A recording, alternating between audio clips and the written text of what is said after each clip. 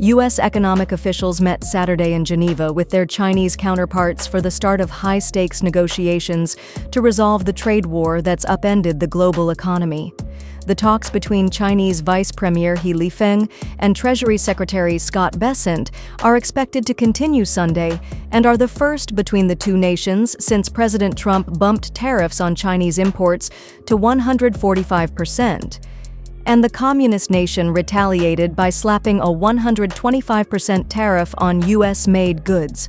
Bessent, along with U.S. Trade Representative Jamieson Greer, both in red ties, were spotted leaving their hotel Saturday morning on their way to the talks, which are being held in an undisclosed location. Talks resumed in the afternoon. Trump floated lowering the 145% rate to 80% in a Truth Social post on Friday, but said he'd let Bessent decide during the talks. China should open up its market to USA would be so good for them. Closed markets don't work anymore, Trump wrote. 80% tariff on China seems right. Up to Scott B., he added. White House Press Secretary Caroline Leavitt later told reporters Friday the number is hardly set in stone. That was a number the president threw out there, she said. The president still remains with his position that he is not going to unilaterally bring down tariffs on China. The president has blamed China for long engaging in unfair trade practices with the U.S. and not doing enough to stop the global flow of fentanyl from within its borders, but has in recent weeks indicated that he wants to come to a deal and that he won't play hardball.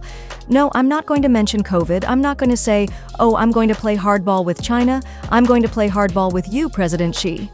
No, we're going to be very nice, Trump told the Post last month. We'll see what happens.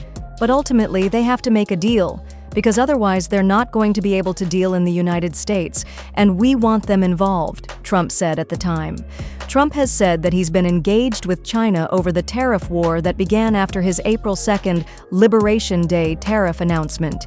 He had then lowered all countries' tariffs to 10%, but left China's at 145% because of the country's particular actions towards the U.S.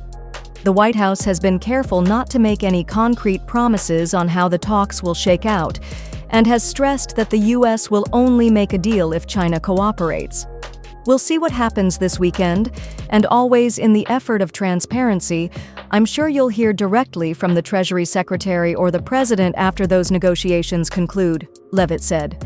The President revealed his first trade deal with the UK on Thursday, leaving on the 10% tariff on the US ally, but opening up the UK market to US agricultural imports and giving the country access to importing 100,000 cars into the US at a 10% rate instead of 25%. The 10% baseline tariff will be a template of how other countries will be treated, Trump's trade counselor Peter Navarro told reporters outside the White House on Tuesday. The rates will be higher for countries who try to retaliate against the U.S., he said.